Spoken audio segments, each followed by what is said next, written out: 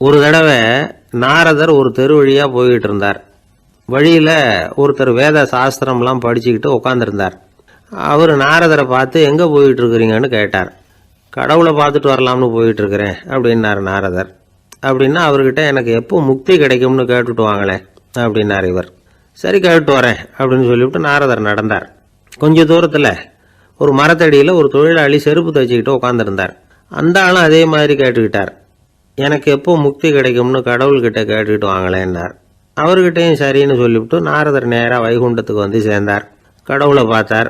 இவங்க 2 பேரும் சொல்லி அனுப்பின விஷயத்தை பற்றி கேட்டார். அதுக்கு கடவுள் சொன்னார், அந்த செருப்பு தைக்கிற தொழிலாளி உடல் நீத்ததும் உடனே என்னை வந்து அடைவான். ஆனால் அந்த சாஸ்திரம் படித்த ஆள் இப்போதைக்கு என்கிட்ட வந்து சேரமாட்டான். அவன் இன்னமும் பல பிறவிகள் எடுத்து அங்கேயே இருக்க வேண்டி இருக்குது. எப்போ இங்கே வந்து சேருவான்னு எனக்கே தெரியாது அப்படின்னார். நாரதருக்கு இதோட ரகசியம் என்னங்கிறது புரியல. எனக்கு ஒன்றும் புரியலையேன்னாரான் கடவுள்கிட்ட. சீக்கிரம் புரிஞ்சுக்குவேன், நீ திரும்பி போகிறப்போ நான் இங்கே வைகுண்டத்தில் என்ன செஞ்சுக்கிட்டு இருக்கேன்னு கேட்டால் ஒரு ஊசியின் துவாரத்தில் ஒரு யானையை கோத்துக்கிட்டு இருக்கிறேன்னு அவங்கக்கிட்ட சொல்லு அப்படின்னார் கடவுள் சிரிச்சுக்கிட்டே. நாரதர் பூமிக்கு திரும்பினார். கடவுளை பார்த்தீங்களா எப்படி இருக்கார் அப்படின்னு விசாரித்தார். வேத சாஸ்திரம் படித்தவர். ஓ பகவானா, அவர் யானையை ஊசியின் காதில் நுழைச்சிக்கிட்டு இருக்கிறார் பார்த்தேன்னார் நாரதர். ஊசி காதில் யானையா? அது எப்படி முடியும்? நீங்கள் சொல்கிறத நான் நம்ப மாட்டேன்னு விட்டார் அவர். சரி, இந்த ஆளுக்கு இறைவன் பேரில் நம்பிக்கை இல்லை அப்படிங்கிறத நாரதர் புரிஞ்சுக்கிட்டார். அடுத்தபடியாக அந்த தொழிலாளி இருந்த இடத்துக்கு போனார். இறைவனை பார்த்தீங்களான்னு கேட்டார் அவர். பார்த்தேன், ஒரு ஊசி துவாரத்தில் யானையை கோத்துக்கிட்டு இருந்தார் அப்படின்னு சொல்லிவிட்டு நாரதர் அந்த ஆள் முகத்தை கவனித்தார். அந்த தொழிலாளி இதை கேட்டுட்டு கொஞ்சம் கூட ஆச்சரியப்படலை. அவரால் முடியாத காரியம் கூட உண்டானார். என்ன இப்படி சொல்கிற?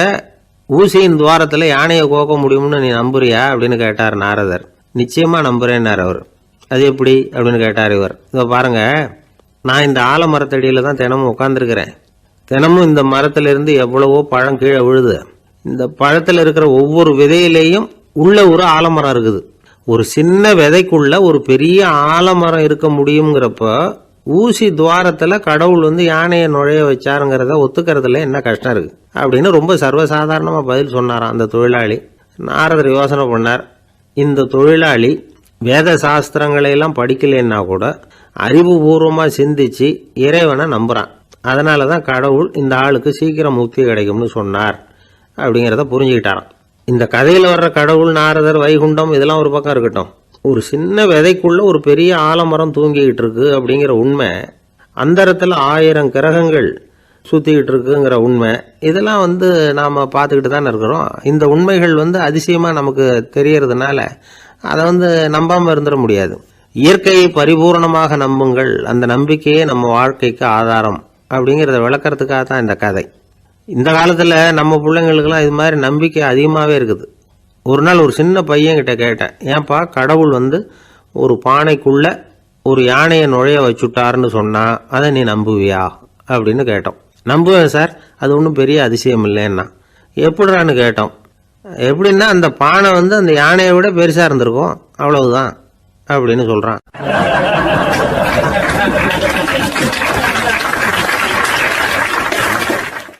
ஒரு பெரிய பியானோ கலைஞர் வியன்னாவில் இருந்தார். ரொம்ப புகழ்பெற்ற இசை கலைஞர் அவர்.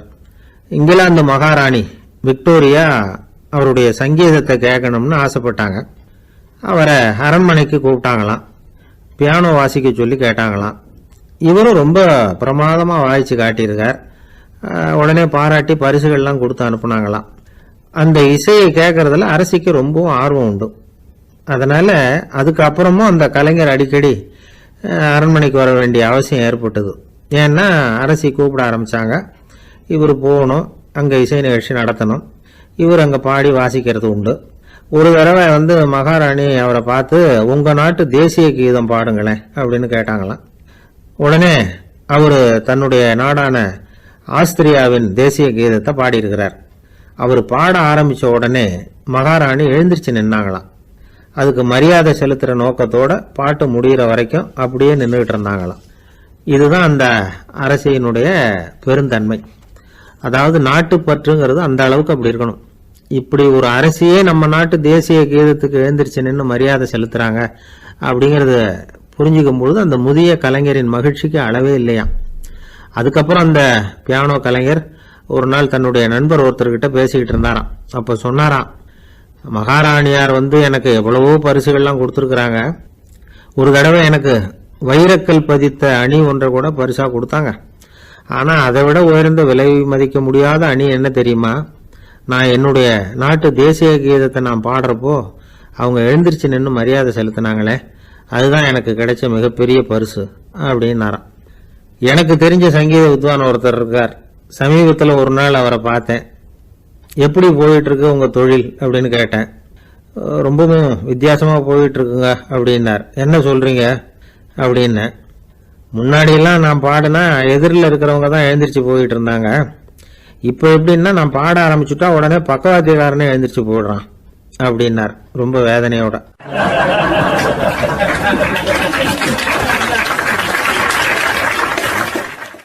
ஒரு ராஜா ஊரெல்லாம் சுத்தி பார்த்துட்டு வரலாம்னு ஒரு நாள் புறப்பட்டு போனார். ஒரு இடத்துல தறி நெசவு வேலை ரொம்ப மும்முரமா நடந்துகிட்டு இருந்தது. ஒரு பெரியவர் தறியால் நெசவு வேலை செஞ்சுக்கிட்டு இருந்தார். பக்கத்துல ஒரு அழகான பொண்ணு உட்காந்து நூலை சுத்திக்கிட்டு இருக்குது. ராஜா அந்த பெரியவரை பார்த்து யார் இந்த பொண்ணுன்னு விசாரிச்சார். ராஜா அப்படி கேட்டதும் அவருக்கு ரொம்ப பெருமையா போயிட்டுது. ஏன்னா உட்காந்துருந்தது அவரோட மகள். அரசே, இது என்னுடைய மகள். இவ வேகமா நூல் தெரிக்கக்கூடியவள். வைக்கோல் எடுத்து இவ தெரிச்சா கூட அது எல்லாம் பவுனிழையா வெளியில வரும் அப்படின்னு ஒரு ராசி இவளுக்கு அப்படின்னு ரொம்ப பெருமையா ராஜா கிட்ட சொன்னார். ராஜா இதை கேட்டதும் அசந்துட்டார். அப்படியா, இவ்வளவு அழகும் சாமர்த்தியமும் உள்ள இந்த பொண்ணு என்னோட வரட்டுமே, இவளை என் மருமகளை ஆக்கிக்கிறேன் அப்படின்னார் ராஜா. அந்த பெரியவருக்கு ஒன்றும் புரியல. ஏதோ கொஞ்சம் பெருமையா சொல்ல போக அது இப்படி ஆயிட்டுதே அப்படின்னு கவலைப்பட்டார். இருந்தாலும் ராஜா பேச்ச தட்ட முடியுமா, மகளை அனுப்பி வச்சுட்டார். ராஜா அந்த பொண்ணை அரண்மனைக்கு அழைச்சிட்டு வந்தார். அங்கே ஒரு அறையில் வச்சு பூட்டி விட்டார். அந்த ரூமு நிறைய வைக்கோலை கொண்டாந்து போட்டு அடைச்சாங்க. 3 ராட்டைகள் வேற வச்சுருந்தாங்க. நாளைக்கு பொழுது விடியறதுக்குள்ளே நீ இந்த வைக்கோலையெல்லாம் தங்க இழைகளாக மாற்றி காட்டணும். நாளைக்கு காலம்புறம் நான் இந்த அறை கதவை திறப்பேன். உன் தகப்பன் சொன்னது மாதிரி எல்லாம் தங்கமாக மாறி இருக்கணும், இல்லைன்னா நீ உயிர் தப்ப முடியாது அப்படின்னு உத்தரவு போட்டார். பாவம் அந்த பொண்ணு என்ன பண்ணும், பகல் பூரா அழுதுகிட்டே உட்காந்துருக்குது. ராத்திரி பூராவும் தூக்கம் வரல. மறுநாள் அதிகாலை நேரத்தில் யாரோ கதவை தட்டுற சத்தம் கேட்டுது. பயந்துகிட்டே கதவை திறக்கிறா. திறந்து பார்த்தா வெளியில 3 அவலட்சணமான பெண்கள். ஒருத்திக்கு கால் அகலமா முறை மாதிரி இருக்கு, இன்னொருத்திக்கு கட்டை விரல் கரண்டி மாதிரி பெருசா இருக்குது, 3வது பொண்ணுக்கு உதடு தடிச்சு ரப்பர் மாதிரி தொங்கிக்கிட்டு இருக்கு. யார் நீங்க, உங்களுக்கு என்ன வேணும் அப்படின்னு கேக்குது இந்த பொண்ணு. நாங்க உங்களுக்கு உதவி செய்யறதுக்கு தான் வந்திருக்கிறோம் அப்படின்னு சொல்லி உள்ள வந்தாங்க. உட்கார்ந்தாங்க. கொஞ்ச நேரத்துக்குள்ள உள்ள இருந்த வைக்கோலையெல்லாம் தங்க இழைகளா மாத்தி கொடுத்துட்டு போயிட்டாங்க. காலையில ராஜா வந்தார், பார்த்தார். ஆகா பேஷுனார். இன்னும் கொஞ்சம் வைக்கோலை கொண்டாந்து அந்த ரூம்ல போட சொன்னார். இந்த வைக்கோலையும் இன்னைக்கு தங்கமா மாத்தி விடு, நாளைக்கு மறுநாள் உனக்கும் இளவரசனுக்கும் கல்யாணம்னு சொல்லிவிட்டார். இன்னைக்கு ராத்திரி அந்த 3 பொண்ணுங்களும் வந்தாங்க. வைக்கோலை பொண்ணு இழைகளா மாத்தினாங்க, புறப்பட்டாங்க. இந்த பொண்ணு அவங்க காலில் விழுந்து வணங்கினா. என் உசுரை காப்பாத்தினீங்க, உங்களுக்கு நான் என்ன கைமாறு செய்ய போறேன் அப்படின்னா. பயப்படாத, நீ விரும்பினா எங்களுக்கு ஒரு உதவி செய்யலாம். உன்னுடைய கல்யாணத்துக்கு நாங்கள் 3 பேரும் வரோம். நீ எங்களை வரவேற்று ராஜா கிட்டையும் இளவரசர்கிட்டையும் நாங்கள் உன்னோட பெரியப்பா பொண்ணுங்கன்னு சொல்லி அறிமுகப்படுத்தி வை, நாங்கள் விருந்து சாப்பிட்டுட்டு போயிடுறோம் அப்படின்னாங்க. ரொம்பவும் சந்தோஷமா சரின்னு ஒத்துக்கிட்டா. கல்யாண நாள் வந்தது. கல்யாணம் ரொம்ப கோலாகலமாக நடந்துகிட்டு இருக்கு. எல்லா தேசத்து ராஜா ராணிகளும் வந்துகிட்டு இருக்கிறாங்க. அந்த 3 அவலட்சணமான பொண்ணுங்களும் சேர்ந்தாங்க. யார் இவங்கன்னு கேட்டார் ராஜா. என் பெரியப்பா பொண்ணுங்க அப்படின்னா அந்த பொண்ணு. காலும் உதடும் கட்டை விரலும் ஏன் இப்படி உங்களுக்கு அவலட்சணம் ஆயிட்டுது அப்படின்னு கேட்டார். அதுக்கு அந்த பொண்ணுங்க பதில் சொன்னாங்க. என்ன செய்யறது, ஓயாம வைக்கோலை நூற்று ஒருத்தியோட கட்டை விரல் அப்படி கரண்டி மாதிரி ஆயிட்டுது.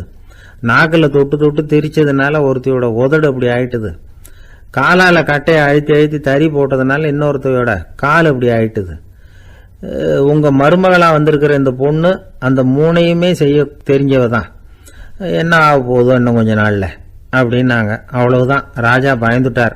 அம்மா, இன்னையிலிருந்து நீ இளவரசனின் மனைவி. நீ எப்பவும் அழகா இருக்கணும். அதனால நீ இனிமே வைக்கோலை திரிக்கவே கூடாது அப்படின்னு உத்தரவு போட்டார். அவளை இக்கட்டான சூழ்நிலையிலிருந்து காப்பாத்தின அந்த 3 பொண்ணுங்களும் சந்தோஷமா திரும்பி போயிட்டாங்களாம். சுவாமி சின்மயானந்தர் இந்த கதையை சொல்லியிருக்கிறார். தன்னலம் மறந்து சுயலாபத்தை தியாகம் செய்யறது வைக்கோல்ல இருந்து தங்க இழைய நூக்கிறது மாதிரி அப்படிங்கிறார் அவர். அது இருக்கட்டும், இப்ப நம்ம கதைக்கு வருவோம். ஒரு ராஜா தன்னோட மகனுக்கு சுயவரம் நடத்தினார். எல்லா தேசத்தில இருந்தும் ராஜகுமாரர்கள் வந்திருந்தாங்க. ராஜகுமாரியை கல்யாணம் பண்ணிக்கலாம்ங்கிற ஆசையில சுயம்பர மண்டபத்திலிருந்து எல்லா ராஜகுமாரர்களும் அலறி அடிச்சுக்கிட்டு வெளியில ஓடி வந்துகிட்டு இருக்கிறாங்களாம். ஏன் இப்படி எல்லாரும் மிரண்டு போய் ஓடி வர்றாங்கன்னு கேட்டார் ஒருத்தர். அதுக்கு இன்னொருத்தர் விவரம் சொன்னார். ராஜகுமாரியை இன்னைக்கு தான் அவங்க நேரில் பார்த்தாங்களாம், அதுதான் அப்படி ஓடி வந்துகிட்டு இருக்கிறாங்க அப்படின்னார்.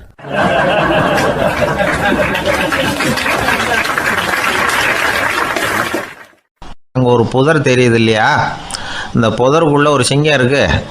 அந்த பக்கமாக நான் போகிறப்போ வர்றப்போலாம் அது என்கிட்ட வம்பு வளர்க்குது, தகராறு செய்யுது, என் மேலே பாயுது, என்னை தாக்குது, ஏன்னு தெரியல அப்படின்னுது. இதை கேட்டதும் அந்த குரங்கு சொல்லிச்சு, இனிமேல் கவலைப்படாத, இந்த தடவை நான் உன்னை காப்பாற்றுறேன்னுது. அதுக்கப்புறம் ஒரு நாள் அந்த குரங்கும் கழுதியும் அந்த புதர் பக்கமாக போய்கிட்டு இருந்தாங்க. எதிர்பார்த்தது மாதிரியே நடந்தது. அந்த சிங்கம் எதிரில் வந்தது, கழுதியை பார்த்தது, உடனே அது மேலே பாய ஆரம்பிச்சுட்டுது. அவ்வளவுதான். உடனே இந்த குரங்கு என்ன பண்ணிச்சு தெரியுமா, கிடுகிடுன்னு ஒரு மரத்து மேலே ஏறி உட்காந்துக்கிட்டது. அங்கே உட்காந்துக்கிட்டு கீழே அந்த கழுதியும் சிங்கமும் போடுற சண்டையை வேடிக்கை பார்க்க ஆரம்பிச்சுட்டுது. கொஞ்ச நேரம் கழித்து அடிபட்ட காயத்தோடு அந்த கழுதை மெதுவாக நடந்து வந்தது. குரங்கும் மெல்ல மரத்தை விட்டு கீழே இறங்குச்சு. இப்போ கழுதை கேட்டுது, என்னை காப்பாற்றுறேன்னு சொல்லிவிட்டு காலை விட்டுட்டியே, நீ பாட்டுக்கு மரத்து மேலே ஏறி உட்காந்துக்கிட்டே, அது நியாயமானது. குரங்கு பரிதாபமாக அதை பார்த்துது. நான் மரத்து மேலே இருந்து நீங்கள் 2 பேரும் சண்டை போட்டதை பார்த்துக்கிட்டு தான் இருந்தேன். உன்னோட சத்தம் தான் அதிகமாக இருந்தது, அது நீ சிரிக்கிற மாதிரி எனக்கு கேட்டுது, அதனால் நீ தான் ஜெயிச்சுக்கிட்டு இருக்க போல இருக்கு அப்படின்னு நினச்சிவிட்டேன்னது. இன்றைக்கி பல பேர் இப்படி தான் இருக்கிறாங்களாம். யார் ஜெயிக்கிறாங்க யார் தோக்குறாங்கங்கிறத முகத்தை பார்த்து கூட கண்டுபிடிக்க முடியறதில்ல, பேசுகிற பேச்சை வச்சு கூட கண்டுபிடிக்க முடியறதில்ல. தோற்கிறவங்க கூட சிரிக்கிற மாதிரி முகத்தை வச்சுக்கிறான். இன்றைய மனிதர்கள்கிட்ட ஏகப்பட்ட முரண்பாடுகள். பொய் முகங்களோட உலவுகிறவர்கள் தான் அதிகம். உண்மை முகம் எங்கே இருக்குது அப்படிங்கிறத புரிஞ்சுக்கிட்டு நண்பர்களை தேர்ந்தெடுக்கணும் அப்படிங்கிறது ஒரு முக்கியமான கருத்து. கடவுள் இந்த உலகத்தை படைச்சுவிட்டு அதுக்கப்புறமும் கொஞ்ச நாள் இங்கேயே தங்கியிருந்தாராம். அப்போ தான் அவருக்கு ஒரு உண்மை புரிஞ்சுதான், இந்த உலகத்தில் தங்கி இருக்கிறது எவ்வளவு இடைஞ்சல்னு. தினமும் மனிதர்கள் தேடி ஏதாவது புகார் சொல்லிக்கிட்டே இருந்தாங்களாம். எனக்கு அது வேணும் இது வேணும்னு கேட்டுக்கிட்டே இருந்தாங்களாம். சில பேர் வந்தாங்க, நாங்கள் விவசாயம் பண்ணுறோம், தண்ணி இல்லாமல் பயிர் காயுது, எங்களுக்கு மழை வேணும் அப்படின்னாங்க. அவங்க போனதும் அதுக்கப்புறம் சில பேர் வந்தாங்க, நாங்கள் மண்பானை செய்கிறவங்க நிறைய பானை செஞ்சு வச்சுருக்குறோம், மழை பெஞ்சால் எல்லாம் கரைஞ்சி வீணாக போயிடும், அதனால் இன்றைக்கி மழை பெய்யக்கூடாதுன்னாங்க. கடவுள் பார்த்தார், அவருக்கு என்ன பண்ணுறதுன்னே தெரியல, ஏகப்பட்ட குழப்பம், தலையை பிச்சுக்கலாம் போல் இருந்தது, கிட்டத்தட்ட பைத்தியம் பிடிக்கிற அளவுக்கு ஆகிட்டுது. எல்லாருடைய ஆசைகளையும் அவரால் நிறைவேற்ற முடியல, ஏன்னா ஒன்றுக்கு ஒன்று முரண்பாடாக இருந்தது. ஒரு நாள் தன்னுடைய அமைச்சரவையை கூட்டி ஆலோசனை கேட்டார், என்ன செய்யலான்னு சொல்லுங்கன்னார். இது என்ன பிரமாதம், பேசாமல் இமயமலை அடிவாரத்தில் போய் உட்காந்துங்க, யாரும் தொந்தரவு பண்ண மாட்டாங்கன்னாங்க. அங்கேயும் மனிதர்கள் வர ஆரம்பிச்சுருவாங்களேன்னார் கடவுள். சரி அப்படின்னா சந்திரனில் போயிருந்துக்கலாமேன்னாங்க. அங்கேயும் மனுஷன் குடி வர போகிறான் அப்படின்னார் கடவுள். வெகு தூரத்துக்கு அப்பால் உள்ள நட்சத்திர மண்டலத்துக்கு போயிடலான்னாங்க. இதெல்லாம் நிரந்தர தீர்வாகாது, நிரந்தரமாக இந்த மனிதனுடைய தொல்லையிலேருந்து நான் விடுபடணும், அதுக்கு ஏதாவது வழி சொல்லுங்கன்னார் கடவுள். ஒரு வயசான ஆள் வந்தார், கடவுளுக்கு காதோட காதாக ஒரு வழியை சொன்னார். கடவுளுக்கு முகம் மலர்ந்தது, அதுதான் சரி, அப்படியே செஞ்சுடலான்னார். அந்த ஆள் சொன்ன ரகசியம் என்ன தெரியுமா, மனிதனால் அடைய முடியாத ஒரு இடம் இருக்குது, அது வேறு எங்கேயும் இல்லை, அவனுக்கு உள்ளே இருக்குது, அங்கே போய் மறைஞ்சிங்க, அதுக்கப்புறம் மனிதர்களால் உங்களுக்கு தொந்தரவு இருக்காதுன்னார். மனிதன் நினைக்காத இடம் அதுதான். அதாவது உள்ளுக்குள்ளே இருக்கிற உண்மையை புரிஞ்சிக்காம வெளியில் எங்கேயோ அது இருக்கிறதாக நினச்சி வரட்டிக்கிட்டு அலையிறான் மனுஷன். உள்ளே இருக்கிற உண்மை புரிஞ்சால் நாம் தன்னம்பிக்கையோடு தலை நிமிர்ந்து வாழலாம். வேடிக்கையாக ஒரு கதை சொல்லுவாங்க, இதை பாருங்கள், நம்ம பையன் எங்கே பணம் வச்சாலும் எடுத்து விட்றான், என்ன பண்ணுறதுன்னாங்க அம்மா. அப்பா கொஞ்சம் நேரம் யோசனை பண்ணார், அதுக்கப்புறம் சொன்னார், அவன் கண்ணில் படாத இடமா நம்ம வீட்டில் இருக்கிறது ஒரே இடம்தான், அங்கே பணத்தை வை திருட்டு போகாதுன்னார். அது எந்த இடம்னு கேட்டாங்க. அதுதான் அவன் பாட புஸ்தகம், அதில் வச்சிரு, அவன் தொடவே மாட்டான், பாட புத்தகத்தை தொடாமல் பரீட்சையில் வெற்றி பெற முடியாது அப்படிங்கிறத புரிஞ்சுக்கணும். உள்ளே இருக்கிற உண்மையை தொடாமல் வாழ்க்கையில் வெற்றி பெற முடியாது. அதனால் உண்மையை புரிஞ்சுக்கிட்டால் வாழ்க்கையில் வெற்றி நிச்சயம். ஜெருசலேம் அங்கே உள்ள ஒரு தேவாலயம், அதில் உள்ள பலிபீடத்தின் முன்னாடி ஒரு பெட்டி உண்டு, அது காணிக்கை பெட்டி. ஆலயத்துக்கு வர்றவங்க பிரார்த்தனை பண்ணிவிட்டு திரும்பி போகிற சமயத்தில் அந்த பெட்டியில் காணிக்கை போடுவாங்க. அவங்களால எவ்வளவு முடியுமோ அவ்வளவு போடுறது வழக்கம். அவங்கவுங்க வசதிக்கு தகுந்த மாதிரி போடுவாங்க. வசதி உள்ளவங்களாக இருந்தாலும் சரி, வசதியே இல்லாத வறியவர்களாக இருந்தாலும் சரி, ஆலய காணிக்கை பெட்டியில் காசு போடுறது அவங்களுக்கு ரொம்ப பெருமையான ஒரு செயல். ஒரு சமயம் இயேசு தம்முடைய சீடர்களோடு அந்த ஆலயத்துக்கு வரார். அங்கே உட்காந்து ரொம்ப நேரம் வழிபாடு பண்ணிகிட்டு இருக்கிறார். சீடர்களும் அந்த ஜபத்தில் கலந்துக்கிட்டாங்க. வழிபாடு முடிஞ்சுது. இயேசு உட்காந்துருக்கிறார். காணிக்கை பெட்டியில் காசு போடுறவங்கள கவனிக்கிறார். சீடர்களும் அதையே கவனிச்சுக்கிட்டு இருக்கிறாங்க. ரொம்ப பேர் வரிசையாக வந்தாங்க. அவங்களால முடிஞ்ச அளவுக்கு காசு போட்டுட்டு அவங்க பாட்டுக்கு போய்கிட்டு இருக்கிறாங்க. வசதியானவங்க நிறைய பேர் வந்தாங்க. அதுக்கு மத்தியில் வயசான ஒரு அம்மா, அவங்களும் வந்து காசு போட்டுட்டு போகிறாங்க. இப்போ இயேசு தன்னுடைய சீடர்கள் பக்கம் திரும்பினார். ஒரு கேள்வி கேட்டார். இப்போ இந்த காணிக்கை பெட்டியில் நிறைய பேர் வந்து காசு போட்டுட்டு போகிறத நீங்கள் கவனிச்சிங்க. இன்றைக்கி இந்த காணிக்கை பெட்டியில் ரொம்பவும் அதிகமாக காசு போட்டது யார் அப்படின்னு கேட்டார். முதல்ல வந்தார் ஒரு பெரிய மனுஷன், அவர் தான் அதிகமாக போட்டார் அப்படின்னார் ஒருத்தர். மூணாவதாக வந்தவர் தான் அதிகமாக போட்டார், நான் கவனித்தேன் அப்படின்னாரு இன்னொருத்தர். இப்படி ஆளுக்கு ஒரு விதமாக சொல்கிறாங்க. கடைசியாக இயேசு சொன்னாராம், இன்றைக்கு அந்த பெட்டியில் அதிகமாக காசு போட்டவங்க அந்த வயசான அம்மா தான் அப்படின்னாராம். சீடர்களுக்கு ஒன்றும் புரியல. அந்த அம்மா ரொம்ப ஏழையாச்சே, அவங்க எப்படி அதிகமாக காணிக்கை செலுத்த முடியும் அப்படிங்கிறது அவங்க சந்தேகம். இயேசு விளக்குனார். நிறைய பேர் வந்தாங்க, நிறையவே காசுகள் போட்டாங்க, அது உண்மைதான். ஆனால் அந்த அம்மா என்ன பண்ணாங்க கவனிச்சிங்களா? வந்தாங்க, தன்னுடைய காசு பையை திறந்தாங்க, அப்படியே கொட்டுனாங்க. அதில் இருந்தது 2 காசுகள் தான். அந்த 2 காசும் காணிக்கை பெட்டியில் விழுந்துட்டுது. மற்றவங்கள்லாம் தங்கள்கிட்ட இருந்த செல்வத்தின் ஒரு சிறு பகுதியை எடுத்து பெட்டியில் போட்டாங்க. ஆனால் இந்த அம்மா தன்கிட்ட என்ன இருந்ததோ அதை அப்படியே போட்டுட்டாங்க. தன்னுடைய பிழைப்புக்காக வச்சுருந்த அவ்வளவையும் இழக்கிறதுக்கு தயாராகிட்டாங்க. அவ்வளவு தாராள மனசு அவங்களுக்கு. அதனால் அவங்க செலுத்தின காணிக்கை தான் அளவில் அதிகம் அப்படின்னார். விலை மதிப்பில்லாத முத்து புதையல் ஒருத்தனுக்கு கிடைக்க போகுதுன்னு வச்சுக்கோங்க. அதன் மதிப்பை உணர்ந்தவன் என்ன பண்ணுவான்? அதை அடையிறதுக்காக தன்கிட்ட இருக்கிற எதையும் கொடுக்கறதுக்கு தயாராக இருப்பான் இல்லையா? அது மாதிரி தான் இதுவும் அப்படின்னார். உலக மதிப்பீடுகளை துரும்பா தூசியாக மதித்து அதையெல்லாம் உதறி விடுகிறவன் இறையருள் அப்படிங்கிற இணையில்லாத செல்வத்தை பெறுகிறான் அப்படிங்கிறது இதில் உள்ள கருத்து. இறைவனுக்காக இழப்பதுன்னா துன்பப்படுகிறவர்களுக்காக, ஏழைகளுக்காக, ஏதுமற்றவர்களுக்காக இழப்பது அப்படின்னு அர்த்தம். உங்கள் அயலானுக்கு நீங்கள் என்ன உதவி செய்தாலும் அதை எனக்கே செய்கிறீர்கள் அப்படின்னு இயேசு சொல்லியிருக்கிறார். அடுத்தவங்களுக்கு உதவணுங்கிற குணம் இன்றைக்கி ரொம்ப குறைஞ்சி போச்சு. ஒருத்தன் வாழைப்பழத்தோல் வழுக்கி கீழே விழுந்துட்டான். பக்கத்தில் இருந்த நண்பன் உடனே அவனை தூக்கிக்கிட்டு போய் ஆஸ்பத்திரியில் சேர்த்துட்டான். அதுக்கப்புறம் சொன்னான், நீ அந்த வாழைப்பழத்தோலில் காலை வைக்க போகிறத முன்னாடியே நான் கவனிச்சுட்டேன் அப்படின்னு நானா. அப்படின்னா அப்போவே நீ எனக்கு உதவி செஞ்சுருக்கலாமே அப்படின்னு நானா. அவன், நான் டாக்டருக்கு உதவலாம்னு நினச்சிட்டேன் அப்படின்னா இவன்.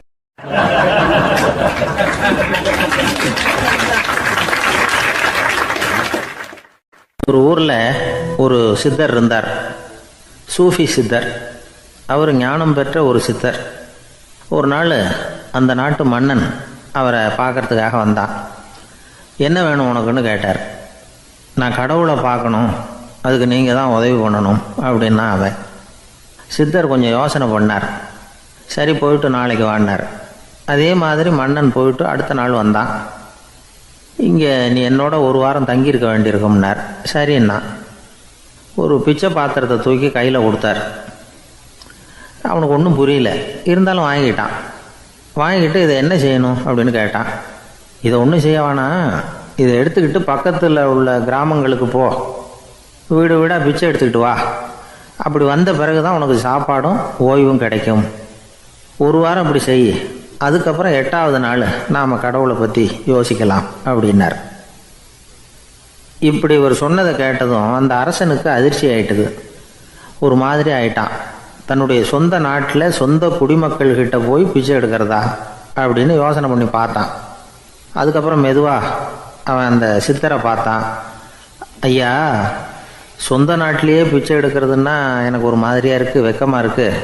நான் வேணும்னா வெளி தேசத்தில் எங்கேயாவது போய் பிச்சை எடுக்கவா அப்படின்னு கேட்டான். இதுக்கு அந்த சித்தர் ஒரு சம்மதிக்கலை. இதை பாரு, உன்னால் பிச்சை எடுக்க முடியலன்னா பேசாமல் திரும்பி அரண்மனைக்கே போயிடு. அதுக்கப்புறம் கடவுளை பற்றியெல்லாம் பேசுறதுக்கு என்னை தேடிட்டு வரக்கூடாது அப்படின்னு விட்டார். மன்னன் தயங்கினான். இருந்தாலும் மனசை சரி பண்ணிட்டு சம்மதிச்சான். சரிங்க, ஒரு வாரம் இங்கே தங்குறேன், நீங்கள் சொல்கிறது மாதிரி பக்கத்து கிராமங்களுக்கு போகிறேன், வீடு வீடாக பிச்சை எடுக்கிறேன், வர்றேன் அப்படின்னா. ஒரு வாரம் தெரு தெருவாக பிச்சை பாத்திரத்தோடு அலைஞ்சான். சொந்த ஊரில் சொந்த குடிமக்கள்கிட்ட பிச்சை எடுத்தான். 7 நாள் முடிஞ்சுது. 8வது நாள் அந்த சித்தர் மன்னனை கூப்பிட்டார். இப்படி வாழ்னார். வந்தான். இனிமே நீ கடவுளை பற்றி என்கிட்ட கேட்கலாம்னார். இனிமே கேட்கறதுக்கு ஒன்றுமே இல்லை சுவாமின்னா இவன். ஒரு வார காலம் பிச்சை எடுத்த பிறகு தான் கடவுளை காண முடியும் அப்படின்னு நான் கனவு கூட காணவில்லைன்னா. அப்படின்னா நீ பிச்சை எடுத்த காலத்தில் அப்படி என்னதான் நடந்தது அப்படின்னு கேட்டார் அவர். சுவாமி, ஒரு வார காலம் பிச்சை எடுத்ததில் என்னுடைய ஆணவம் அழிஞ்சுட்டுது. அது இப்போ இருக்கிற இடமே தெரியல. இப்போ அதை காணவே காணோம். பிச்சைக்காரனாக இருந்தப்போ பெற்றதை மன்னனாக இருக்கும்போது பெற முடியாதுங்கிறத புரிஞ்சுக்கிட்டேன் அப்படின்னா மன்னன். அடக்கம் பிறந்தவுடன் தெய்வீக கதவுகள் திறந்து கொள்ளுகின்றன அப்படிங்கிறார் ஓஷோ. நம்மால் ஒருத்தன் ஆணவம் அழியணுங்கிறதுக்காக ஒரு திருவோட்டை எடுத்துக்கிட்டு தெரு தெருவாக பிச்சை எடுக்க ஆரம்பித்தான். என்ன, தெய்வீக கதவுகள் திறந்துதா அப்படின்னு கேட்டார் ஒருத்தர். தெய்வீக கதவு திறக்கிறதுக்கு முன்னாடியே எங்கள் வீட்டு கதவு சாத்திக்கிட்டுதுன்னா. என்னடா சொல்கிறேன்னார். இனிமேல் வீட்டுக்குள்ளேயே வர வேணாம், இதையே தொழிலாக வச்சுக்கோ அப்படின்னு எங்கள் வீட்டில் சொல்லிவிட்டாங்க சார் அப்படின்னா.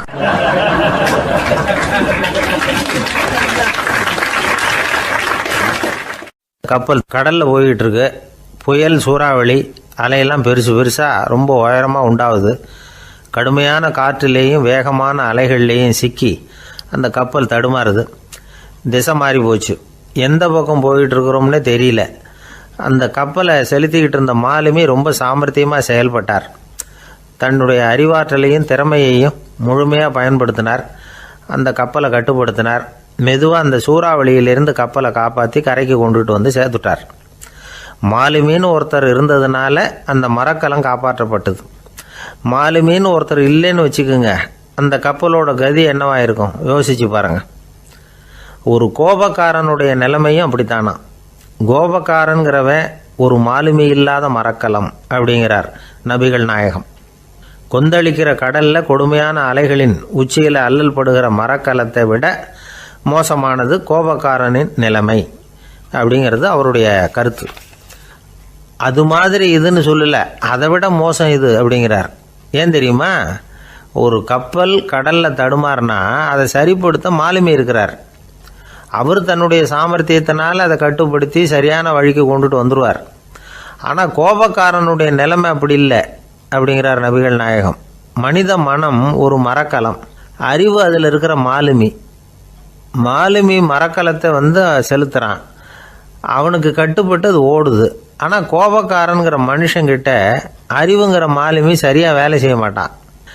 ஏன்னா கோபம் அந்த மாலுமியின் கண்களை அவிச்சிரும், காதுகளை கேட்காம பண்ணிவிடும். கண்ணையும் காதையும் மூடிவிட்டு கப்பலை ஓட்டுனா எப்படி ஓட்டுறது? அதனால் கோபக்காரன் மாலுமி இல்லாத மரக்கலம். இடி மின்னலில் மாட்டிக்கிட்டு கஷ்டப்படுற கப்பல் மாதிரி கஷ்டப்படுறான். பெரியவங்கள்லாம் என்ன சொல்கிறாங்க? உனக்கு கெடுதல் பண்ணவனுக்கும் நீ நன்மையை செய், எவருடைய விருப்பு வெறுப்பையும் பொருட்படுத்தாதே. பரம எதிரிக்கும் நீ நன்மை செய்ய ஆரம்பித்தா உன்னுடைய தூய நிலையை பார்த்துட்டு அவனும் உனக்கு நெருக்கமான நண்பனாக ஆயிடுவான். இதுதான் பெரியவங்க நமக்கு சொல்லியிருக்கிறது. புனித குரான் சொல்கிறது என்ன? தீமையை நன்மையை கொண்டே நீர் தடுத்து கொள்ளும் அப்படின்னு சொல்லப்பட்டிருக்கு. அதில் இன்னா செய்தாரை ஒருத்தல் அவர் நாண நன்னயம் செய்து விடல் அப்படிங்கிறார் திருவள்ளுவர். செல்வந்தர் ஒருத்தர்கிட்ட ஒரு சிறுவன் ஆடு மேய்ச்சிக்கிட்டு இருந்தானா.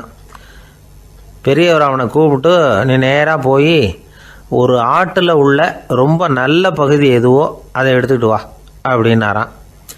இவன் போனான். ஒரு ஆட்டு உடம்புல இருந்த நாக்கு, இருதயம், இது ரெண்டையும் எடுத்துகிட்டு கொடுத்தானான். பெரியவர் வாங்கி பார்த்தார். அதுக்கப்புறம் இப்போ நீ போய் இன்னொரு ஆட்டில் இருக்கிற ரொம்ப கெட்ட பகுதி எதுவோ அதை எடுத்துகிட்டு வா அப்படின்னாரான். இவன் போய் எடுத்துகிட்டு வந்தான். அவன் கையில் இருந்தது மறுபடியும் அதே மாதிரி நாக்கு, இருதயம், இது ரெண்டும் தான். என்னது இப்பவும் அதையே கொண்டுட்டு வந்திருக்கிற அப்படின்னாரான் பெரியவர். இவன் சொன்னானா, ஒரு உடம்புல உள்ள ரொம்ப நல்ல பொருளும் இதுதான், ரொம்ப கெட்ட பொருளும் இதுதான் அப்படின்னு நானா. இளம் வயசில் இப்படி பதில் சொன்னவர் தான் பேரறிஞர் லுக்மானுல் ஹக்கீம் அவர்கள். கோபப்படாமல் இருந்தால் இது ரெண்டும் நல்லா வேலை செய்யும், கோபப்பட்டால் இது ரெண்டும் மோசமாக வேலை செய்யும். அதை புரிஞ்சுக்கிறதுக்காகத்தான் இன்றைக்கி இந்த தகவல். கோபம் வந்துட்டால் நாம் என்ன செய்கிறோங்கிறது நமக்கே தெரியாது.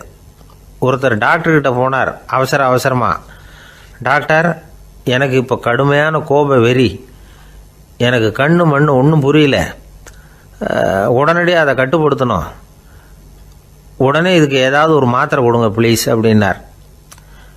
அந்த டாக்டரும் உடனே ஒரு மாத்திரையை கொடுத்து இதை உடனே போடுங்க, நான் தண்ணி கொண்டுகிட்டு வரேன்னு உள்ளே போனார். தண்ணியோடு திரும்பி வந்தார். இவர் சொன்னார், டாக்டர் நீங்கள் கொடுத்த மாத்திரை ரொம்ப பெருசாக இருந்தது, இருந்தாலும் கஷ்டப்பட்டு முழுங்கிட்டேன்னார். டாக்டர் சந்தேகத்தோடு மேசையை பார்க்குறார். பார்த்தா மாத்திரை அங்கேயே இருக்குது, பேப்பர் வெயிட்டை காணலை.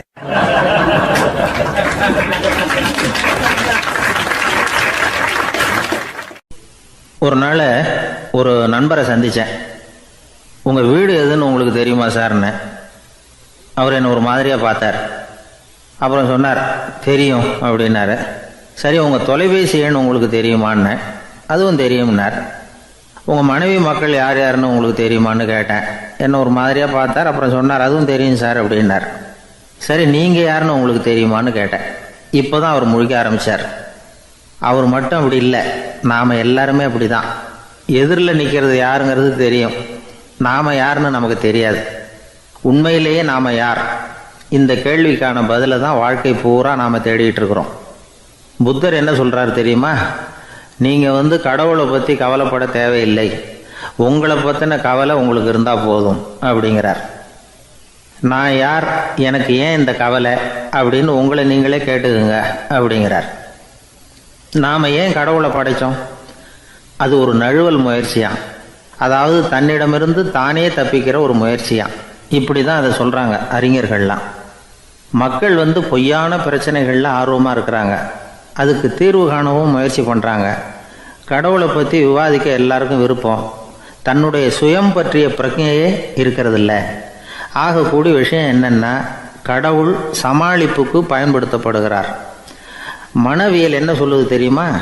கடவுள், சொர்க்கம், மறுபிறவி இதை பற்றிலாம் பேச ஆரம்பிக்கிறவங்க யார் தெரியுமா? போருக்கு போகிறவன், துன்பத்தில் சிக்கி கஷ்டப்படுறவன், நோய் படுக்கையில் விழுந்தவன், இவங்க தான். நாம் அனுபவத்திலே பார்க்குறோமே இதையெல்லாம். கடவுளை துணைக்கு கூப்பிடுறவங்க யாருன்னு கவனித்து பாருங்கள். பரீட்சை எழுத போகிறவன், வேலை தேடி அலையிறவன், பண நெருக்கடியில் இருக்கிறவன், விபத்தில் சிக்கிக்கிட்டவன், இவங்கெல்லாம் தான்.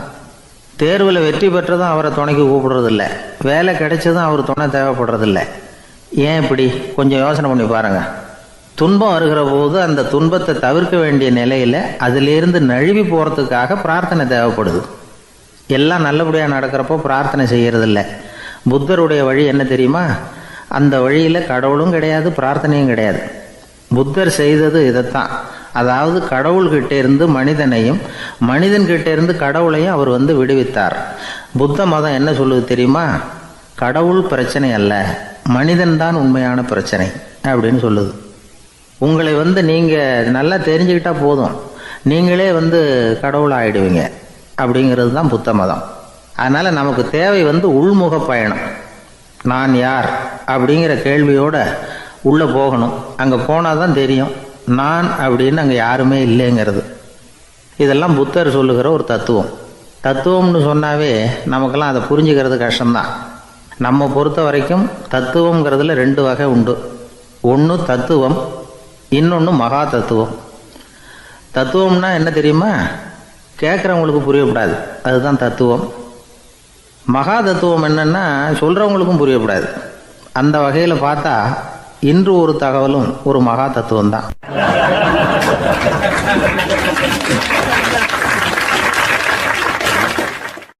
ரொம்ப பேருக்கு கூட்டத்தில் பேசுறதுன்னா பயம். நமக்கு ஒன்றும் தெரியாதுன்னு மற்றவங்க நினச்சிடக்கூடாதுங்கிற எண்ணம் தான் இதுக்கு காரணம். ரொம்ப முக்கியமான ஒரு கூட்டம்னா பயம் அதிகமாக இருக்கும். முக்கியமானவங்கள்லாம் வருவாங்களே, அவங்கெல்லாம் நம்மளை பற்றி மட்டமாக நினச்சிருவாங்களே அப்படிங்கிற பயம் வந்துடும். ஆனால் மேடை பேச்சுங்கிறது அவ்வளவு கடினமான ஒரு காரியம் இல்லைங்கிறாங்க அது சம்பந்தமான நிபுணர்கள். யாரும் பேச்சாளர் ஆகலாம், இது ஒன்றும் பெரிய கிஃப்ட்டு கிடையாது அப்படின்னு அவங்க சொல்கிறாங்க. நீங்கள் ஒரு சிறந்த பேச்சாளர் ஆகணுமா அப்படின்னா அதுக்குன்னு சில ஆலோசனைகளை சொல்லி வச்சுருக்கிறாங்க அனுபவசாலிகள். முதல் ஆலோசனை என்னென்னா, உங்கள் பேச்சு எளிமையாக இருக்கணும். ஏதாவது ஒரு கருத்து அல்லது 2 கருத்து சொன்னால் போதும். 20 அல்லது 30 கருத்துக்களை சொல்லிகிட்டே போகக்கூடாது. 2வது ஆலோசனை, நீங்கள் என்ன பேச போகிறீங்கிறது முதல்ல உங்களுக்கு நல்லா புரியணும். அதுக்கப்புறம் தான் அதை அடுத்தவங்களுக்கு புரிய வைக்க முடியும். எப்படி ஆரம்பிக்க போகிறோம், எந்த கருத்தை முக்கியமாக வலியுறுத்த போகிறோம், எப்படி முடிக்க போகிறோம் அப்படிங்கிறத முதல்ல நல்லா சிந்தித்து மனசில் வச்சுக்கணும். கடைசியாக என்ன சொல்கிறீங்களோ அதுதான் கேட்குறவங்க மனசில் நிற்கும். 3வது ஆலோசனை என்னென்னா, உங்கள் பேச்சு சுருக்கமாக இருக்கணும். ஒரு 15 நிமிஷம் பேசுகிறது ரொம்ப பொருத்தம். மணிக்கணக்கில் பேசிக்கிட்டு இருக்கிறது நல்லதில்லை. 4வது ஆலோசனை, நீங்கள் பேசுகிறது உண்மையாக இருக்கணும். உங்களுக்கு உண்மையான அனுபவங்கள் இருக்கும், அதை சொல்லலாம். உங்களுடைய உண்மையான அனுபவங்களை மற்றவங்களோட பகிர்ந்துக்கணும், அதுதான் முக்கியம். 5வது ஆலோசனை, ஆரம்பத்தில் கொஞ்ச நேரம் உங்களை பற்றியும் எதிரில் உள்ளவங்களை பற்றியும் சம்மந்தப்படுத்தி ஏதாவது பேசி ஒரு நெருக்கத்தை ஏற்படுத்திக்கணும். ஒவ்வொருத்தரும் இப்போ இவர் பேச போகிறது நம்ம சம்மந்தப்பட்டது அப்படின்னு நினைக்க ஆரம்பிச்சிருவாங்கல்ல, அதுக்கப்புறம் அவங்க கேட்க தயாராகிட்டாங்கன்னு அர்த்தம். எதிரில் உட்காந்துருக்கிற கூட்டத்திலேருந்து 3 பேரை தேர்ந்தெடுங்க. அதாவது வலது பக்கம் ஒருத்தர், நடுவில் ஒருத்தர், இடது பக்கம் ஒருத்தர். அதாவது உங்களை ரொம்ப கனிவாகவும் ஆர்வமாகவும் பார்க்குறவராக பார்த்து தேர்ந்தெடுத்துங்க மனசுக்குள்ளே. நீங்கள் பேசும்பொழுது என்ன பண்ணணும்னா, இவங்களை நேருக்கு நேராக மாறி மாறி பார்த்துக்கிட்டே பேசுனீங்கன்னா நீங்கள் ஏதோ ஒட்டுமொத்த கூட்டத்தையும் பார்த்து பேசுகிறதாக ஒரு உணர்வு அது ஏற்படுத்திவிடும். 6வது ஆலோசனை என்னென்னா, சொற்பொழிவுன்னா நீங்கள் பேசணும், படிக்கக்கூடாது. எழுதி படிக்கிறது நல்லா இருக்காது. குறிப்புகள் வேணும்னா வச்சுக்கலாம். படிக்கிறது பேப்பர்லேருந்து வர்றது மாதிரி இருக்கும், பேசுகிறது இதயத்திலேருந்து வர்றது மாதிரி இருக்கும். அப்புறம் 7வது ஆலோசனை சொல்கிறாங்க. அது என்னென்னா, மேடையில் ஏறி நின்ன உடனே இயல்பாக மூச்சை இழுத்து விட்டுங்க, இயல்பு நிலைக்கு வாங்க, அதுக்கப்புறம் இயல்பாக பேச ஆரம்பிக்கலாம் அப்படிங்கிறாங்க. இவ்வளவும் பேச்சு கலையில் வல்லுநர்களாக இருக்கிறவங்க சொல்லுகிற ஆலோசனைகள். இதையெல்லாம் கடைபிடிச்சா நமக்கும் அதுக்கும் வெகு தூரம்னு நினச்சிக்கிட்டு இருந்த ஒன்று இப்போ கிட்டத்தில் நெருங்கி வந்துடும். நாம் சொல்கிறபடியெல்லாம் அது கேட்கும். ஒரு பேச்சாளர், அவருக்கு சுருக்கமாகவே பேச தெரியாது. மேடையில் ஏற்றி விட்டுவிட்டா போதும், ஆரம்பிச்சிருவார், நிறுத்த மாட்டார், பேசிக்கிட்டே இருப்பார். ஒரு தடவை அவர் ஒரு கூட்டத்தில் ரொம்ப நேரம் பேசிக்கிட்டே இருக்கிறார். எதிரில் பொறுமை இழந்த ஒருத்தர் தன்னுடைய கை கடிகாரத்தை காட்டினார். அதை கவனித்த பேச்சாளர், மன்னிக்கணும், கை கடிகாரம் நான் கொண்டுகிட்டு வர மறந்துட்டேன், அதுதான் நேரம் போனதே தெரியல அப்படின்னு சொல்லியிருக்கிறார். இதுக்கு அவர் சொன்னாராம் கோபமாக, ஏய்யா கடிகாரத்தை தான் பார்க்க முடியல, மறந்துட்டேன், பக்கத்தில் மாட்டியிருக்கிற கேலண்டரையாவது பார்க்கக்கூடாதா அப்படின்னாராம்.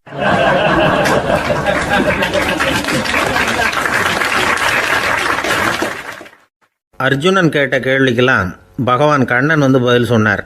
அதுக்கு பேர் பகவத்கீதை. அதே மாதிரி உத்தவன் கேட்ட கேள்விக்கும் அவர் பதில் சொல்லியிருக்கிறார். அதுக்கு என்ன பேருனா உத்தவ கீதைன்னு பேர். அது சரி, உத்தவன்னா யார்? கண்ணனுக்கு சின்ன வயசுலேருந்தே தேர் ஓட்டிக்கிட்டு இருந்தவன் அவன் தான். குருஷேத்திர போர் முடிஞ்சது, அதர்மத்தை அழித்து தர்மத்தை நிலைநாட்டி தர்மனுக்கு முடிச்சு விட்டினார் கண்ணபிரான். அதுக்கப்புறம் துவாரகைக்கு திரும்பினார். தான் வந்த காரியம் முடிஞ்சது, அதனால் இளமையிலிருந்தே தனக்கு தேரோட்டியாக இருந்து வந்த உத்தவனை கூப்பிட்டார். இந்த பாருப்பா, உனக்கு வேணுங்கிறத கேளுன்னார். அவன் தனக்குன்னு எதையும் கேட்குறதுக்கு ஆசைப்படலை. இருந்தாலும் கேள்வி கேட்குறதில் அவன் ரொம்ப கெட்டிக்காரன். அதனால் கேட்க ஆரம்பித்தான். பரந்தாமா, ராஜசூய யாகத்துக்கு தர்மனை கூப்பிட்டு தன்னுடைய அரண்மனையில் விருந்து வச்சான் துரியோதனை. அதுக்கப்புறம் சூதாட்டத்துக்கு கூப்பிட்டான். தர்மன் தோல்வி அடைகிற மாதிரி பண்ணிவிட்டான். நீங்கள் தான் முக்காலமும் உணர்ந்தவராச்சே, சூதாட்டத்தில் தர்மர் ஜெயிக்கிறது மாதிரி பண்ணியிருக்கக்கூடாதா?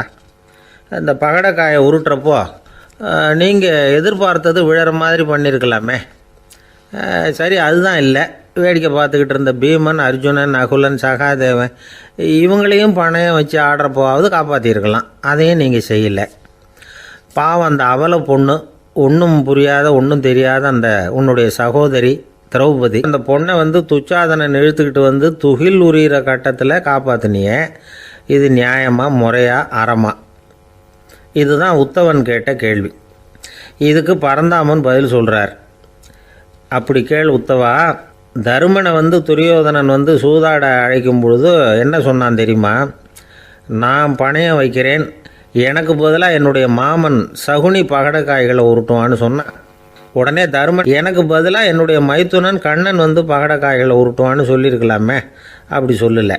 என்ன செஞ்சான் தெரியுமா? துரியோதனன் கூட சூதாட்டத்துக்கு சம்மதிச்சிட்டோம், கடவுளே இது என்னுடைய மைத்துனன் கண்ணபிரானுக்கு தெரியக்கூடாது அப்படின்னு வேண்டிக்கிட்டான். இதனால் தருமன் எனக்கு மனசால் தடை போட்டுட்டான். அதனால் அரண்மனைக்கு வெளியிலேயே என்னை கூப்பிடுவாங்கன்னு நான் காத்துக்கிட்டு இருந்தேன். பீமன், அர்ஜுனன், நகுலன், சகாதேவன், திரௌபதி இவங்களை பணையம் வச்சு ஆடுறப்போவாவது கூப்பிடுவாங்கன்னு பார்த்தேன்.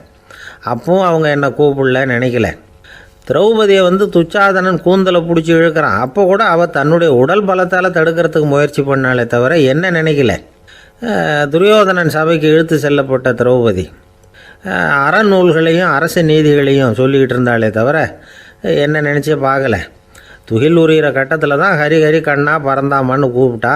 அதனால தான் அப்போ போய் நான் காப்பாற்றினேன் அப்படின்னா பறந்தாமன். அப்படின்னா நீ அழைச்சாதான் போவியா, நீயா போக மாட்டியா அப்படின்னு கேட்குறான் உத்தவன். ஆமாம், நான் கூப்பிட்டா தான் போவேன். மனிதர்கள் செய்யக்கூடிய செயல்களையெல்லாம் அவங்கவுங்க போக்கிலேயே விட்டுட்டு வேடிக்கை பார்த்துக்கிட்டு இருப்பேன். நான் குறுக்கிட்டு ஒன்றுமே செய்ய மாட்டேன் அப்படின்னா பறந்தாமன். மனுஷன் தவறு பண்ணுனா திருத்த மாட்டியா, சும்மா பார்த்துக்கிட்டு தான் உட்காந்துருப்பியா அப்படின்னு கேட்குறான் உத்தவன். நான் மனுஷனுடைய உள்ளத்தில் இருக்கிறப்போ என் எதிரில் மனுஷன் தவறு பண்ண மாட்டான் அப்படின்னு ஆனா கண்ணன். அதாவது யார் நினைக்கிறாங்களோ அவங்க உள்ளத்துலலாம் அவன் இருக்கிறான். அப்படி இருக்கிறப்போ தவறு செய்ய மனுஷன் அஞ்சுவான். இதுதான் உத்தவ கீதைங்கிறது. இந்த காலத்துலேயும் சில பேர் பகவான் மாதிரி அடுத்தவங்க கஷ்டப்படுறத வேடிக்கை பார்த்துக்கிட்டு இருக்கிறது உண்டு. அன்றைக்கி அப்படித்தான் நடுத்தெருவில் ஒரு திருடனை பிடிச்சி எல்லாரும் சேர்ந்து அடிச்சுக்கிட்டு இருக்கிறாங்க. ஒரு ஆள் மட்டும் தள்ளி நின்று அதை வேடிக்கை பார்த்துக்கிட்டு இருக்கான். பார்த்துக்கிட்டு சிரிச்சுக்கிட்டு இருக்கிறான். என்ன சார் இது பாவம், அந்த ஆளை போட்டு அப்படி அடிக்கிறாங்களே அப்படின்னும். அடிக்கட்டும் சார், அவன் அடி வாங்க வேண்டிய ஆள் தான் அப்படின்னா அவன்.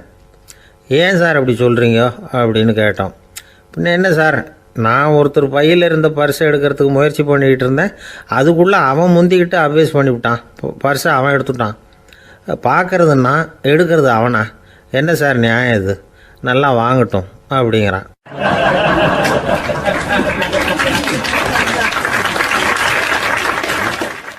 ஒரு வயசான அம்மா ஒரு நாள் ஃபோன் பண்ணாங்க.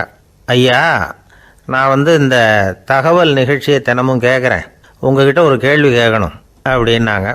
என்னங்க அப்படின்னோம்.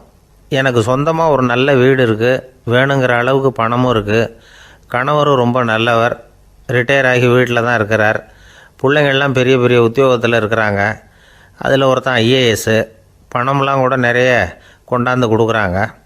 அப்படி இருந்தும் என் மனசில் நிம்மதி இல்லை, வாழ்க்கையில் ஒரு நிறைவு இல்லை அப்படின்னாங்க. ஏன்னு கேட்டோம். அதைத்தான் நான் உங்களை கேட்குறேன், ஏன் அப்படி அப்படின்னு திருப்பி கேட்குறாங்க. எங்களுக்கு ஒன்றும் புரியல. கொஞ்சம் நேரம் குழம்பி போயிட்டோம். இருந்தாலும் அதை அவங்கக்கிட்ட காட்டிக்காமல் கொஞ்சம் சாமர்த்தியமாக, ஏம்மா உங்கள் மனசில் நீங்கள் ஏதோ ஒன்று எதிர்பார்க்குறீங்க, அது நிறைவேறலை அப்படி தானே அப்படின்னு கேட்டோம். ஆமாம் அப்படின்னாங்க. அதுக்கப்புறம் அவங்கக்கிட்ட கொஞ்சம் மனம் விட்டு பேசுகிறப்போ தானாக விஷயம் வெளியில் வந்தது. அதாவது அவங்க பிள்ளைங்க பெரிய பெரிய உத்தியோகத்தில் இருக்கிறதுனால அவசரமாக பார்த்துட்டு ஓடுறாங்களாம். ஆசையாக அம்மான்னு கூப்பிட்டுக்கிட்டு கிட்ட உட்காந்து கொஞ்சம் நேரமாவது என்கிட்ட பேசினா தானே என் மனசு கொஞ்சம் நிம்மதியாக இருக்கும். அது அவங்களுக்கு தெரிய மாட்டேங்குதே அப்படிங்கிறாங்க. இதுதான் அவங்களுடைய ஏக்கம். இந்த ஏக்கம் அந்த தாயின் மனசில் இருந்துக்கிட்டு இருக்குது. இப்படி மகனுடைய அன்புக்காக மட்டுமே ஏங்குற தாய்மார்கள் பல பேர் இருக்கிறாங்க இந்த உலகத்தில். இதை நினைக்கிறப்போ ஒரு வெளிநாட்டு நாடோடி கதை ஞாபகத்தில் வருது. அதாவது கடவுள் படைப்பு தொழிலில் ரொம்ப மும்முரமாக ஈடுபட்டுக்கிட்டு இருந்தாராம். மீன்களை படைச்சாராம், பறவைகளை படைச்சாராம், விலங்குகளை படைச்சாராம். அவருக்கு திருப்தி ஏற்படலை. அதுக்கப்புறம் மனிதர்களை படைச்சிருக்கிறார். அப்பவும் அவருக்கு மன நிறைவு ஏற்படலையாம்.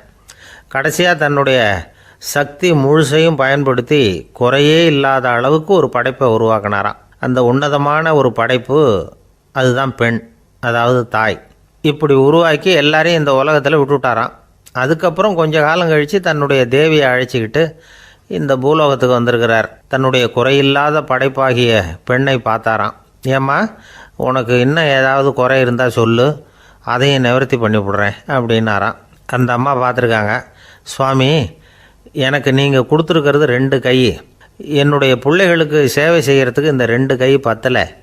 அதனால் இன்னும் ஒரு 2 கை கொடுத்தா தேவலை அப்படின்னாங்களாம். கடவுள் பார்த்தார். அதனால் என்ன, அப்படியே செஞ்சு விடலாம், இதோ அதுக்கான வரம் கொடுத்துட்டேன் அப்படின்னார். அந்த அம்மாவுக்கு இப்போ 4 கை ஆயிட்டுது. 4 கையாலேயும் குழந்தைகளுக்கு சேவை செய்ய ஆரம்பிச்சுட்டாங்க. கடவுள் திருப்தியாக திரும்பி போனார். அதுக்கப்புறம் கொஞ்ச காலம் கழித்து மறுபடியும் திரும்பி வந்தார். தேவியோட பெண்ணை பார்த்தார். இப்போ என்னம்மா சந்தோஷம் தானே அப்படின்னாராம். அதுக்கு அந்த அம்மா, சந்தோஷந்தான், இருந்தாலும் இப்போ எனக்கு இருக்கிற 2 காலும் போதில்லை, இன்னும் ஒரு 2 கால் இருந்தால் தேவையில்லை, நிறைய ஓடி ஆடி பிள்ளைகளுக்காக வேலை செய்ய வேண்டியிருக்குது அப்படின்னாங்களாம். சரின்னு சொல்லி 4 கால் இருக்கிறது மாதிரி செஞ்சுட்டு போயிட்டார் கடவுள். மறுபடியும் கொஞ்ச நாள் கழித்து தேவி சொன்னாங்க கடவுள்கிட்ட, நீங்கள் என்ன தான் முயற்சி பண்ணினாலும் முழுமையான ஒரு படைப்பை உங்களால் உருவாக்க முடியாது, அப்படி தான் நான் நினைக்கிறேன் அப்படின்னாங்களாம். அப்படியா சொல்கிறேன், வா அந்த பொண்ணை பார்த்துட்டு வருவோம் அப்படின்னு புறப்பட்டு இங்கே வந்தாங்களாம். இங்கே வந்து பார்த்தா 4 கால் 4 கையோடு அந்த பொண்ணு ஒரு செவுத்தில் சாஞ்சி உட்காந்து அழுதுகிட்டு இருக்குது. இப்போ தேவி அந்த பொண்ணை சுட்டி காட்டி கடவுள்கிட்ட கேட்டாங்களாம், ஏங்க நீங்கள் அந்த பொண்ணுக்கு கையை கொடுத்தீங்க, காலை கொடுத்தீங்க, சரி, அந்த கண்ணீரையும் எதுக்காக கொடுத்தீங்க அப்படின்னு கேட்டாங்களாம். அதுக்கு கடவுள் சொன்னாராம், கையை கொடுத்தது நான் தான், காலை கொடுத்தது நான் தான், ஆனால் அந்த கண்ணீரை கொடுத்தது நான் இல்லை, அதை கொடுத்தது அந்த அம்மாவோட பிள்ளைங்க அப்படின்னாராம். இன்றைக்கும் அப்படித்தான் பல பிள்ளைங்க அவங்க அம்மாவுக்கு கண்ணீரை தான் கொடுத்துக்கிட்டு இருக்கிறாங்க. அம்மாவை மதிக்கிற பிள்ளைங்க தான் இன்றைக்கி நல்லபடியாக இருக்கிறாங்கங்கிறது அவங்களுக்கு தெரியறதில்ல. இந்த காலத்து பிள்ளையாண்டான் ஒருத்தன் அவங்க அம்மாக்கிட்டேயும் நல்ல பிள்ளையாக நடந்துக்குவான், மனைவிக்கிட்டேயும் நல்ல கணவனாக நடந்துக்குவான், ரொம்ப சாமர்த்தியம். ஒரு நாள் அவங்ககிட்ட கேட்டாங்க, ஏன்பா உங்கள் அம்மாவும் உன் மனைவியும் சண்டை போட்டுக்கிட்டா நீ எந்த பக்கம் அப்படின்னாங்களாம். வீட்டுக்கு வெளிப்பக்கம் அப்படின்னானான் அவன்.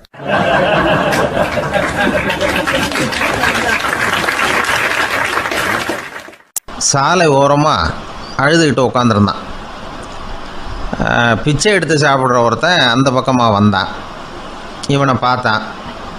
ஏன் அழுதுகிட்டு உட்காந்துருக்கிற, என்னாச்சு உனக்கு அப்படின்னு கேட்டான். அதுக்கு இவன் சொன்னான், என்கிட்ட ஒன்றுமே இல்லை, நான் இந்த உலகத்தில் இருந்து என்ன பிரயோஜனம், அதனால தான் அழுதுகிட்டு இருக்கிறேன் அப்படின்னா. உன்கிட்ட மறைஞ்சிருக்கிற புதையல் என் கண்ணுக்கு நல்லா தெரியுது, அது உனக்கு புரியல, அதனால தான் அழுதுகிட்டு இருக்கிற அப்படின்னா.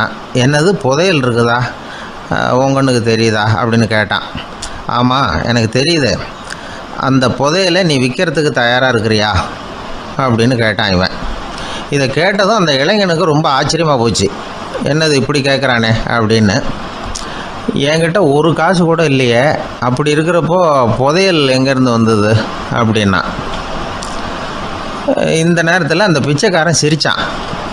இப்படி தான் இந்த உலகத்தில் எல்லோரும் சொல்லிகிட்டு இருக்கிறாங்க, என்கிட்ட ஒன்றுமே இல்லைன்னு சொல்லி, ஆனால் அவங்கக்கிட்ட தான் புதையல் இருக்குது, நீ வேணும்னா என் கூட வா, நம்ம நாட்டு அரசர்கிட்ட போவோம், உங்ககிட்ட இருக்கிற புதையலை அவர் நல்ல விலைக்கு எடுத்துக்குவார் அப்படின்னா. அது எப்படி உனக்கு தெரியும்னா, இதுக்கு முன்னாடியும் இது மாதிரி பல பேரை நான் ராஜா கிட்ட அழைச்சிட்டு போயிருக்கிறேன், அதனால தான் உன்னை பார்த்தேன், உன்னையும் கூப்பிட்றேன், நீ சரின்னு சொன்னால் உன்னை அழைச்சிட்டு போகிறேன், உங்ககிட்ட இருக்கிற புதையலை அவர் நல்ல விலை கொடுத்து எடுத்துக்குவார் அப்படின்னு சொன்னான். இவன் இப்படி சொல்கிறதும் அந்த இளைஞனுக்கு ஒன்றுமே புரியல. இது என்னது இந்த ஆள் இப்படி சொல்லிகிட்டு இருக்கிறான், நம்மக்கிட்ட என்ன இருக்குது, அதுவும் இல்லாமல் இவனே பிச்சை எடுத்து சாப்பிட்டுக்கிட்டு இருக்கிறான், இவன் போய் நம்மளை ராஜா கிட்ட அழைச்சிட்டு போகிறதா போகிறேங்கிறானே என்ன அப்படின்னு சொல்லி அவன் யோசனை பண்ணான். என்ன யோசிக்கிற, உனக்கு பணம் வேணும்னா என்னோட வா அப்படின்னா. இளைஞன் ஒரு முடிவுக்கு வந்தான். சரி, இங்கேயே உட்காந்துக்கிட்டு இருக்கிறத விட அங்கேயாவது போய் பார்ப்போமே, இங்கே அழுதுகிட்டு உட்காந்துருக்கிறதுல என்ன பிரயோஜனம், ஏதோ கூப்பிட்றான் போய் பார்த்துட்டு வருவோமே அப்படின்னு சொல்லி அவன் கூட புறப்பட்டான். பிச்சைக்காரன் முன்னாடி போயிட்டே இருக்கிறான், இந்த இளைஞன் பின்னாடி நடந்து போயிட்டுருக்கான். 2 பேரும் அரண்மனையை நோக்கி போகிறாங்க. பாதி வழி போயிருப்பாங்க. வழியில் அந்த பிச்சைக்காரன் சொன்னான், இதை பாரு, முன்னாடியே சில விஷயங்களை நாம் பேசிக்க வேண்டியிருக்கு, சரியாக தெளிவாக முடிவு எடுத்துக்கிட்டு அதுக்கப்புறம் ராஜாக்கிட்ட போகணும். ஏன்னா அங்கே போய் அது முடியாது இது முடியாதுன்னு நாம் நமக்குள்ளே சண்டை போட்டுக்கிட்டு இருக்க முடியாது.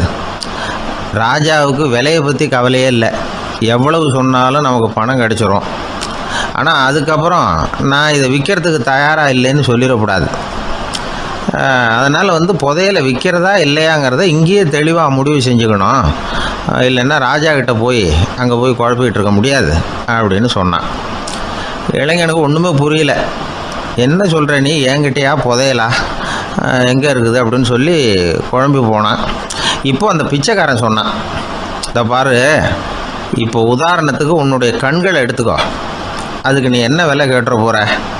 நான் அதுக்கு ராஜா கிட்டே இருந்து ஒரு 50,000 ரூபா வாங்கி தர முடியும். உன்னுடைய இருதயத்தை கொடுக்குறியா, 20 லட்சம் ரூபா வாங்கி தரேன். மூளையை கொடுக்குறியா, 30 லட்சம் வாங்கி தரேன். என்ன சொல்கிற அப்படின்னு சொல்லி இந்த பிச்சைக்காரன் பேசிக்கிட்டே போகிறான். இளைஞனுக்கு கோபம் வந்துட்டுது. என்ன உளர்ற, உனக்கு என்ன பைத்தியமா? கண்ணையும் மூளையையும் இருதயத்தையுமா விற்பாங்க? என்ன விலை கொடுத்தாலும் அதையெல்லாம் நான் விற்கிறதுக்கு தயாராக இல்லை, நான் விற்க மாட்டேன். அதை கொடுத்துட்டு நான் என்ன பண்ணுறது? இப்படி நான் மட்டும் இல்லை, யாருமே இதை விற்கிறதுக்கு தயாராக இருக்க மாட்டாங்க அப்படின்னு சொன்னான் அந்த இளைஞன். இவன் இப்படி சொன்னதும் அந்த பிச்சைக்காரன் வாய் விட்டு சிரிக்க ஆரம்பிச்சுட்டான். இப்போ பைத்தியமானது நானா நீயா? லட்சக்கணக்கான கோடிக்கணக்கான ரூபாய் பொறுமானம் உள்ள பொருள்களை உங்ககிட்டயே வச்சுக்கிட்டு விற்க முடியாதுன்னு சொல்கிற நீ தான் ஏழை. என்கிட்ட ஒன்றுமே இல்லைன்னு மரத்தடியில் உட்காந்து அழுதுகிட்டு இருக்கிறியே அப்படின்னு சொன்னான். இன்றைக்கி பார்த்திங்கன்னா பல பேர் தன்கிட்ட புதைஞ்சிருக்கிற ஆற்றலை புரிஞ்சிக்க முடியாமல் அவதிப்பட்டுக்கிட்டு இருக்கிறாங்க. நம்மக்கிட்ட என்ன இருக்குங்கிறது அவங்களுக்கு தெரியறதில்ல. அதனால தான் என்கிட்ட ஒன்றுமே இல்லைன்னு சொல்லி அழுதுகிட்டு இருக்கிறாங்க. இதை விளங்க வைக்கிறதுக்கு பெரியவங்க சொல்கிற கதை இது. நம்மக்கிட்ட இருக்கிற புதையலை நாம் தான் தோண்டி எடுக்கணும். உண்மையான புதையலுங்கிறது உள்ளே இருக்குது. ஆனால் அதை வெளியில் தேடுற ஆசாமிகள் தான் அதிகம். சராசரி மனித இயல்பு அப்படி. நம்மக்கிட்ட விலை மதிக்க முடியாத பகுத்தறிவு இருக்குது. அதை வச்சுக்கிட்டு வாழ்க்கையில் முன்னேறதுக்கு முயற்சி பண்ணணும். என்கிட்ட ஒன்றுமே இல்லைன்னு நினச்சி ஓரமாக உட்காந்துடக்கூடாது. முயற்சி செஞ்சால் முடியாத காரியம் எதுவுமே இல்லை. ஒரு ரயில்வே ஸ்டேஷன் பக்கம் வெளியில் ஒரு டாக்ஸி நின்றுட்டு இருந்தது. அந்த பக்கமாக வந்த ஒருத்தர் டாக்ஸி டிரைவரை பார்த்து சொன்னார், ஐயா, உங்கள் வண்டியில் பின் சீட்டில் ஒரு மணி பர்ஸு கிடக்கு, யாரோ மறந்து விட்டுட்டு போயிருக்கிறாங்க அப்படின்னார். இல்லை அது காலி பர்ஸு தான், நான் தான் அதை அங்கே போட்டு வச்சுருக்கிறேன்னார் டிரைவர். ஏன்னு கேட்டார் அவர்.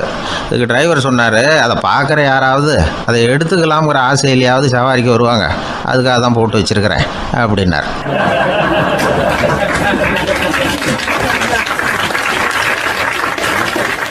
காசி மாநகரத்தை பிரம்மதத்தன் அப்படிங்கிற ராஜா ஆட்சி பண்ணிட்டு வந்தார். அவர் ஒவ்வொரு வருஷமும் ஒரு திருவிழா நடத்துறது வழக்கம். எல்லா தேசத்திலிருந்தும் எல்லா வகையான ஜனங்களும் அதில் கலந்துக்குவாங்க. ஒரு சமயம் அது மாதிரி விழா நடந்துக்கிட்டு இருந்தது. வைகுண்டத்திலிருந்து தேவலோகத்திலிருந்து நிறைய தேவகுமாரர்கள்லாம் காசி நகருக்கு அப்போது வந்திருந்தாங்க. அதில் முக்கியமாக ஒரு 4 தேவகுமாரர்கள். அந்த 4 பேரையும் சுற்றி ஏகப்பட்ட கூட்டம். அப்படி என்ன விசேஷம் அவங்கக்கிட்ட அப்படின்னா, மற்றவங்களை விட அவங்க முகம் அழகாக இருந்ததா அப்படி பார்த்தா அப்படியும் இல்லை. அவங்க அணிஞ்சிருந்த மலர் மாலைகள் தான் அதுக்கு காரணமாக. அந்த மலர்கள்லேருந்து அப்படி ஒரு அபூர்வமான நறுமணம். இதுக்கு முன்னாடி இப்படி ஒரு நறுமணத்தை அந்த ஊர் ஜனங்க அனுபவிச்சதே இல்லை. அதுதான் அந்த 4 பேரையும் சுற்றி கூட்டம். எல்லாரும் கேள்வி கேட்க ஆரம்பித்தாங்க. உடனே அந்த 4 தேவகுமாரர்களும் எல்லாருக்கும் தெரியும்படியாக வானத்தில் எழும்பி கொஞ்சம் உயரமாக நின்றுக்கிட்டாங்க. கீழே நின்றுக்கிட்டு இருந்த அரசன்லேருந்து ஆண்டி வரைக்கும் ஒருத்தர் பாக்கி இல்லாமல் ஒரே குரலில் எல்லாரும் அவங்கள பார்த்து, எங்களுக்கும் இது மாதிரி மாலையை போட்டுக்கணும்னு ஆசையாக இருக்குது, அதுக்கு நீங்கள் தான் அருள் பண்ணணும் அப்படின்னு கேட்டுக்கிட்டாங்க. மாலை போட்டுக்கிறதுனா எல்லாருக்கும் ஆசையாக தானே இருக்கும். அந்த 4 தேவகுமாரர்களில் ஒருத்தர் புத்தர் பிரான். அவர் சொன்னார், பூலோகவாசிகளே, நான் சொல்கிறத கொஞ்சம் பொறுமையாக கேளுங்க. கக்காரு அப்படிங்கிற கற்பக விருஷத்தின் மலர்களால் தொடுக்கப்பட்டது இந்த மாலை. இதுக்கு நிறைய சக்தி உண்டு.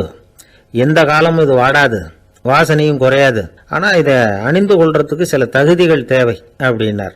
என்ன தகுதி அது சொல்லுங்களேன் அப்படின்னு ஏக காலத்தில் எல்லாரும் சத்தம் போட்டாங்க.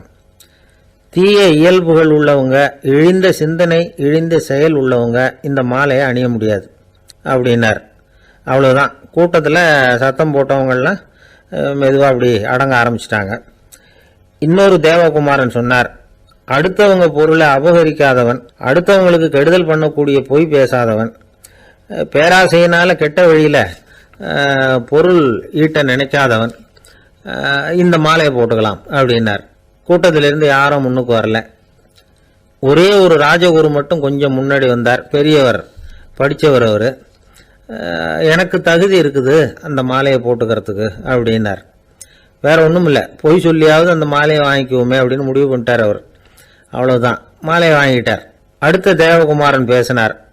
யாருக்கு திடமான அறிவும் மனமும் இருக்குதோ, யாருக்கு நல்ல காரியங்களில் அசையாத ஈடுபாடு இருக்குதோ, நல்ல அரிய பொருள்களை தனியாக தான் மட்டும் அனுபவிக்க விரும்பாதவர் யாரோ அவர் முன்னாடி இந்த மாலையை வாங்கிக்கலாம் அப்படின்னார். அந்த தகுதியும் எனக்கு இருக்குன்னார் ராஜகுரு. மாலையை வாங்கி போட்டுக்கிட்டார்.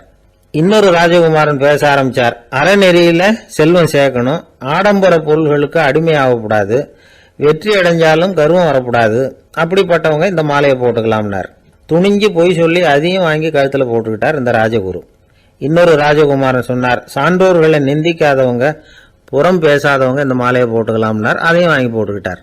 திருவிழா முடிஞ்சுது, எல்லாரும் திரும்பி போயிட்டாங்க. மறுநாள் ராஜகுரு 4 மாலைகளையும் போட்டுக்கிட்டு ராஜசபைக்கு வரார். வந்தவர் ரொம்ப அவஸ்தையோடு வர்றார். மாலையெல்லாம் வாடி போயிட்டுது, வாசனை எதுவும் கிடையாது. அது மட்டும் இல்லை, அவருக்கு கடுமையான தலைவலி வேற வந்துட்டுது. துடிச்சு போயிட்டார். மாலையை கழட்டவும் முடியல. ஜனங்கள்லாம் அவரை பார்த்து சிரிக்க ஆரம்பிச்சிட்டாங்க. என்னத்துக்கு ஆசைப்படணும், ஏன் இப்படி கஷ்டப்படணும் அப்படின்னு ராஜா பார்த்தார். மறுபடியும் விழாவுக்கு ஏற்பாடு பண்ணினார். தேவகுமாரர்கள்லாம் வந்தாங்க. ராஜகுரு வந்தார். மக்கள் முன்னிலையில் அவங்க காலில் விழுந்தார், மன்னிப்பு கேட்டுக்கிட்டார். இந்த மாலையை போட்டுக்கிற தகுதி எனக்கு இல்லை.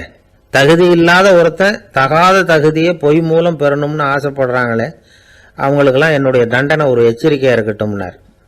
அதுக்கப்புறம் தேவகுமாரர்கள் அவர் கழுத்தில் இருக்கிற மாலையை கழட்டினாங்களாம்.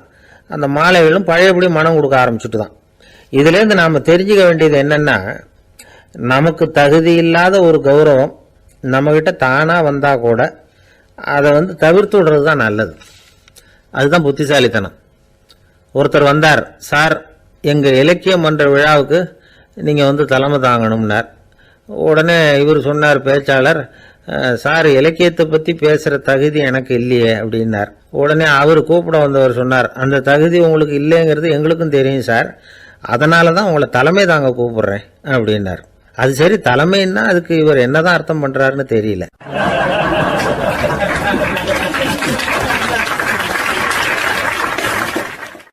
என்னை விட யோகியம் இந்த உலகத்தில் வேற யாரும் இல்லை சார் அப்படின்னார் ஒருத்தர். அவரை விட அயோக்கியன் வேற யாரும் இருக்க முடியாதுங்கிற முடிவுக்கு கேட்டவங்க வந்துட்டாங்களாம். மனுஷனுக்கு இருக்கிற ஒரு மிகப்பெரிய குறையே தன்கிட்ட இருக்கிற குறை அவனுக்கு தெரியாமல் போகிறது தான். ஆனால் அடுத்தவங்ககிட்ட இருக்கிற குறை இவனுக்கு தெளிவாக தெரிஞ்சிடும். ஒரு ஒட்டகம் ஒரு கொக்கை பார்த்து ஒரு கேள்வி கேட்டுதான். என்ன கேள்வி தெரியுமா? உன் கழுத்து ஏன் இப்படி வளைஞ்சி போயிருக்குது அப்படின்னு கேட்டிருக்கு. இதுக்கு உடம்பே வளைச்சல். இது போய் கொக்கை கிண்டல் பண்ணுது. இன்னைக்கு மனித சுபாவமும் கிட்டத்தட்ட இப்படித்தான் இருக்குது. இந்த உலகத்தில் குறையில்லாத மனிதர்கள் யாரும் கிடையாது, நாம உள்பட. அப்படிங்கிறத முதல்ல நாம் நல்லா புரிஞ்சுக்கணும். ஒரு ஊரில் ஒரு விற்பனை நிலையம் இருந்தது. செல்ல பிராணிகளை விற்பனை செய்கிற நிலையம் அது. நாய், கிளி, பூனை இப்படி நிறைய வச்சு விற்பனை பண்ணிகிட்டு இருக்கிறாங்க. நாய்க்குட்டி விற்பனை செய்கிற பகுதியில் ஒரு சிறுவன் நின்றுக்கிட்டு இருந்தான். விற்பனை செய்கிற ஆளுகிட்ட விலை கேட்டுக்கிட்டு இருந்தான். அதுவும் இருக்குதே, அந்த நாய்க்குட்டி என்ன விலை அப்படின்னு கேட்டானா. 1000 ரூபா அப்படின்னாரான். சரி, அது வேணாம், இது என்ன விலைன்னு இருக்கான். 500 ரூபா அப்படின்னாரான். இந்த சின்ன பையன் கையில் வச்சுருந்தது வெறும் 50 ரூபா தான். அதனால் இதை விட குறைச்சலாக கிடைக்குமான்னு பார்த்துருக்கான். அந்த கடையில் ஒரு மூலையில் சரியாக கவனிக்கப்படாமல் ஒரு நாய்க்குட்டி படுத்து கிடந்தது. பாவமாக கத்திக்கிட்டு இருந்தது. அதை பார்த்ததுமே இவனுக்கு அது ரொம்ப பிடிச்சி போச்சு. உடனே அந்த கடைக்காரரை பார்த்து, அதுவும் அந்த மூலையில் படுத்து கிடக்குதே, அந்த நாய்க்குட்டி என்ன விலை அப்படின்னு கேட்டிருக்கான். தம்பி, அது ஒரு கால் ஊனம், அதனால் அது உன்னோட குதித்து விளையாடவோ ஓடுறதோ அதால் முடியாத காரியம் அப்படின்ட்டுருக்கார் அவர். அது தெரிஞ்சுதாங்க கேட்குறேன், அதோட விலை என்ன, அதை மட்டும் சொல்லுங்களேன் அப்படின்ட்டுருக்கான். தம்பி, இது கால் ஊனம் உள்ள ஒரு நாய். இதை போய் காசு கொடுத்து வாங்கிறதுக்கு யாராவது பிரியப்படுவாங்களா? இதை நான் உனக்கு இலவசமாகவே தர்றேன், எடுத்துகிட்டு போ அப்படின்னாரான். இதை கேட்டதும் அந்த சிறுவனுக்கு கோவம் வந்துட்டு தான். நீங்கள் ஒன்றும் சும்மா கொடுக்க வேணாம், இந்தாங்க 50 ரூபா, இதை வச்சுக்கிட்டு நாய்க்குட்டியை கொடுங்க அப்படின்ட்டுருக்கான். அவருக்கு ஒன்றும் புரியல, ஆச்சரியமாக இருந்தது. சரின்னு பணத்தை வாங்கிட்டு நாய்க்குட்டியை தூக்கி கொடுத்தார். அந்த சிறுவன் அந்த நாய்க்குட்டியை 2 கையாலையும் வாங்கினா, மார்போட பிரியமாக சேர்த்து அணைச்சிக்கிட்டான். தெருவில் இறங்கி நடக்கிறான். அப்படி நடக்கும்பொழுது தான் பார்க்குறார், கடைக்காரர் ஆச்சரியமாக அவனை பார்க்குறார். அப்போ தான் அவருக்கு ஒரு விஷயம் புரியுது. அந்த சிறுவன் தெருவில் நாய்க்குட்டியை மார்போடு அணைச்சிக்கிட்டு விந்தி விந்தி நடந்து போய்கிட்டு இருக்கிறான். ஆமாம், அவனுக்கும் ஒரு கால் ஊனம். இந்த நாய்க்குட்டியை யாருமே வாங்க மாட்டாங்கன்னு நினச்சிக்கிட்டு இருந்தார். குறையுள்ள அதுக்கும் ஒரு எஜமானன் கிடைச்சுட்டான். அதனால் ஊனம் ஒரு குறை இல்லை அப்படிங்கிற உண்மையை அந்த கடைக்காரர் புரிஞ்சுக்கிட்டாராம். நம்மால் ஒருத்தர் கொஞ்சம் வயசானவர், எழுந்திரிச்சு சரியாக நடக்க முடியாது, சாய்வு நாற்காலியிலேயே எப்பவும் உட்காந்துருப்பார். அவர் தனக்கு துணையாக ஒரு நாயை பக்கத்தில் வச்சுருந்தார். அதுவும் ரொம்ப வயசான ஒரு நாய், எழுந்திரிக்கவே சிரமப்படும், நடக்கவும் முடியாது. அவர் பக்கத்திலே இதுவும் சோர்ந்து போய் படுத்து கிடக்கும். அந்த பெரியவரை பார்க்க வந்த ஒருத்தர் கேட்டார், ஏங்க ஒரு சின்ன பையனை உங்களுக்கு துணையாக வச்சுக்க கூடாதா? இந்த நாயை உங்களுக்கு பாதுகாப்பாக வச்சிருக்கிறீங்களே, உங்களுக்கு ஒரு ஆபத்துன்னா இது எப்படி உங்களுக்கு உதவ முடியும் அப்படின்னார்.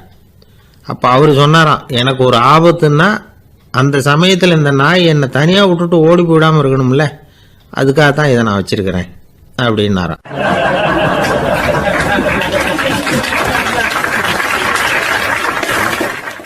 ஒரு தீக்குச்சி தீப்பெட்டியை பார்த்து கேட்டுதான், நாம் 2 பேரும் தானே உரசிக்கிறோம், ஆனால் நான் மட்டும் தீ பிடிச்சி எரிஞ்சு போகிறேன், நீ அப்படியே இருக்கிறியே அப்படின்னு தான். அதுக்கு தீப்பெட்டி சொல்லியிருக்குது, உனக்கு தலையில் கணம் இருக்குது அதனால் அழிஞ்சு போகிற அப்படின்னு தான். எப்படி இருக்கு பாருங்கள் இந்த பதில். தலையில் கணம் உள்ளவங்க யாருமே சரியாக இருக்க முடியாது. எவ்வளவு பெரியவங்களாக இருந்தாலும் சரி, ரொம்ப கஷ்டம்தான் அது. கர்வம்ங்கிறது கூடவே கூடாது. இதை விளக்கறதுக்கு மகான் ஒருத்தர் ஒரு சம்பவத்தை சொல்கிறார். அர்ஜுனன் தீர்த்த யாத்திரை பண்ணானா. அப்போ தென்னிந்தியாவுக்கு வந்திருக்கிறான். ராமேஸ்வரத்துக்கு போனப்போ அங்கே இலங்கைக்கு கல்லுலாம் அடுக்கி போடப்பட்டிருந்த பாலத்தை பார்த்தானா. ஒரு சின்ன குரங்கு அதுக்கு பக்கத்தில் விளையாடிக்கிட்டு இருந்திருக்கு. அதை பார்த்துட்டு அர்ஜுனன் சிரிச்சிருக்கான். ஏன் சிரிக்கிறேன்னு கேட்டிருக்கு அந்த குரங்கு. ராமன் மிகச்சிறந்த வில் வீரன், அப்படி இருக்கிறப்போ அவன் இலங்கைக்கு அம்புகளாலேயே ஒரு பாலம் கட்டியிருக்கலாம். அதை விட்டுட்டு போயும் உன்ன மாதிரி குரங்குகளை துணையாக வச்சுக்கிட்டு இப்படி ஒரு கருங்கல் பாலத்தை கட்டியிருக்கிறானே அப்படின்னு நானா. அம்புகளால் பாலம் கட்ட முடியுமா அப்படின்னு கேட்டுதான் குரங்கு. ஏன் முடியாது, என்னால் முடியுமேன்னு இருக்கான் அர்ஜுனன். அம்பால் பாலம் கட்டலாம், இருந்தாலும் என்ன மாதிரி குரங்குகள் ஏறி நடந்தா அது தாங்குமா? அதனால தான் ராமர் கருங்கல் பாலமே கட்டினார் அப்படின்றது குரங்கு சொல்லிச்சான். அப்படியே சொல்கிற, நான் வேணும்னா இப்போ அம்புகளாலேயே ஒரு பாலத்தை கட்டுறேன், நீ அது மேலே ஏறி நடந்து பார். பாலம் விழுந்துட்டுதுன்னா நான் தீ மூட்டி அதில் குதித்து உயிர் தியாகம் பண்ணி விடுறேன் அப்படின்னு நான் ரொம்ப கோபமாக. உடனே அந்த சின்ன குரங்கு பெரிய உருவம் எடுத்துட்டு தான் கையில் கதையோடு அர்ஜுனன் முன்னாடி நிற்கிறான் அனுமன். பார்த்தா, என்னுடைய தலைவர் ராமரையா இழிவாக பேசுகிற, நீ இப்போ பாலம் கட்டு, நான் என்னுடைய பலத்தை காட்டுறேன் அப்படின்னு அனுமன். அர்ஜுனன் தன்னுடைய காண்டிபத்தை எடுக்கிறான், சரமாரியாக அம்புகளை விடுறான். அதெல்லாம் ஒன்னோட ஒன்று கோத்துக்கிட்டு அப்படியே பாலம் மாதிரி நிற்கிது. அர்ஜுனன் தலை நிமிர்ந்து நின்னான்.